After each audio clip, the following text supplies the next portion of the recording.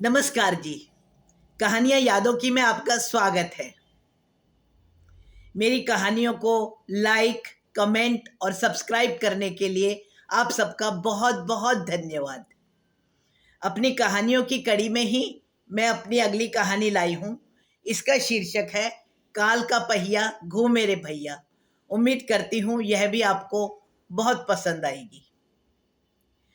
गांव में जाने के बाद ही पता चला कि माँ काफी समय से बीमार है। खटिया पर लेटी हुई भाभी के कहने पर भी विश्वास नहीं कर पा रही थी कि सीमा और मैं वास्तव में उनसे मिलने के लिए ही आए हैं। काफी कमजोर हो गई थी माँ।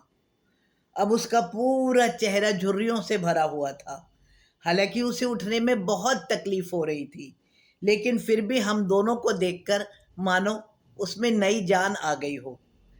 कैसे आना हुआ? कोई चिट्ठी पत्री कुछ भी नहीं? कुछ नहीं माँ, यूं ही घर खाली खाली लग रहा था। तेरी याद आई तो आ गए। आंसू सिर्फ सीमा की आंखों से ही नहीं छलके थे, शायद विनय की आंखें भी भर आई थी। माँ ने हमेशा के जैसे विनय का हाथ पकड़ा, प्यार से बिठाया और दोनों को ढेरों आशीर्वाद दिए। माँ का स्पर्श आज भी वही था। माँ के स्पर्श में आज भी उतनी ही ठंडक थी, लेकिन आज मैं महसूस कर पा रहा था। आज से 18 साल पहले जब विनय ने माँ से कहा था कि गांव में करने को तो कुछ भी नहीं है, मैं अब शहर जाकर काम करना चाहता हूँ। यहाँ पर हम सिवाय खेती के और कुछ भी नहीं कर पाएंगे। फिर सारा दिन हमारा बिट्टू भी बदमाशी ही करता घूमेगा। और वैसे भी शहर से आई सीमा का मन गांव में लगता भी कहाँ था। सीमा के बहनोई ने विनय के लिए शहर में एक नौकरी ढूंढ रखी थी। तब पिताजी ने भी बहुत समझाया था, अपने गांव में ही दोनों भाई अगर खेती करो तो यहाँ काफी मुनाफा कमा लोगे। लेकिन शहर की चकाचौंध और अपने बच्चे को बहुत ऊंचा बना लेने की ललक, इसने उन्हें वहां पर रहने ही नहीं दिया। माता और पिता की आंखों में आंसू तो शायद उन्हें नजर ही नहीं आए थे। उनके सामने था एक सुनहरा भविष्य, जिसमें कि भूतकाल के इन गंवारों के लिए तो कोई जगह थी नहीं। घर छोड़ते हुए रह रहकर मन में सिर्फ यही मलाल था कि हमारे जाने के बाद भैया को तो फायदा हो जाएगा, पूरे खेत के उपज की कमाई अकेले ही खाएंगे। लेकिन ऐसा कुछ भी नहीं हुआ। साल दर साल भैया कुछ ना कुछ विनय के लिए उसके हिस्से का भेजते जरूर थे।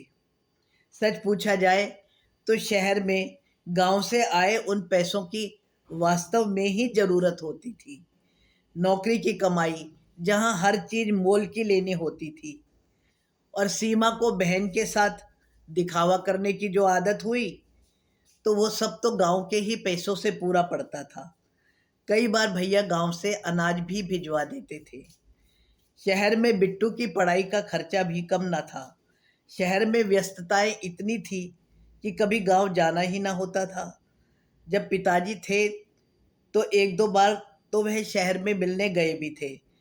पिताजी की मृत्यु के समय भी बिट्टू को मौसी के पास में छोड़ करके ही गांव जाना हुआ था। बिट्टू को गांव का गंवार होने से हर तरह से बचाया जा रहा था। और बीतते समय के साथ बिट्टू को शहर तो क्या, भारत ही अविकसित देश लगना लगा था।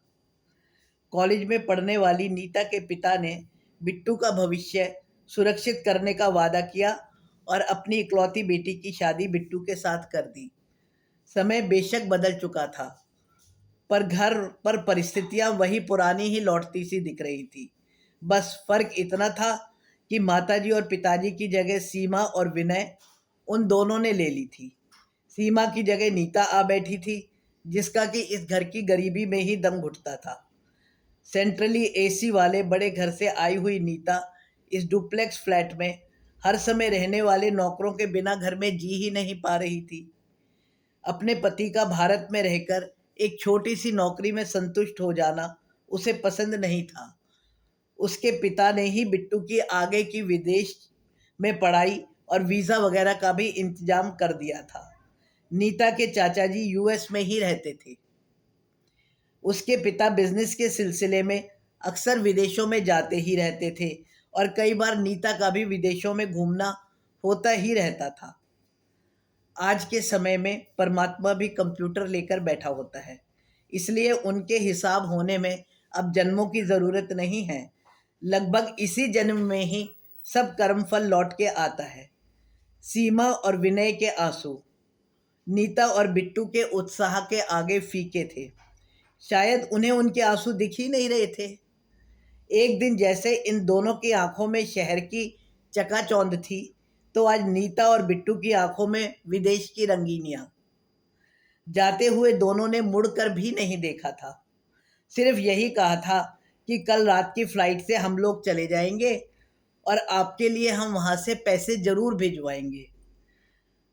उनके जाने के बाद नवरात्रों में जोत तो दूर की बात, घर की लाइट भी नहीं जली थी। चूल्हा ठंडा पड़ा था। याद आ रही थी पुरानी यादें।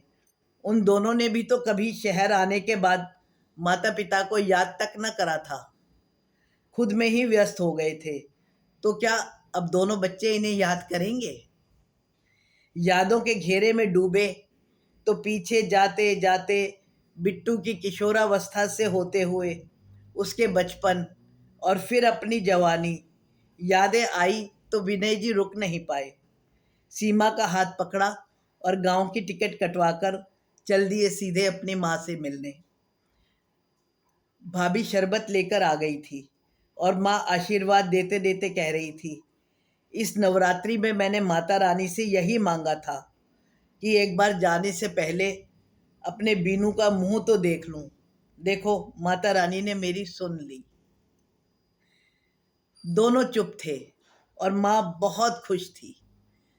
समय तो अब लौट कर नहीं आ सकता। घर के हर कोने को घूरती हुई विनय की आंखें जाने क्या खोज रही थी, लेकिन आंसुओं से भरी पनियाली आंखों से सीमा को तो कुछ भी नहीं दिख रहा था। माँ ने अभी भी विनय का हाथ वैसे ही पकड़ा हुआ था। धन्यवाद जी।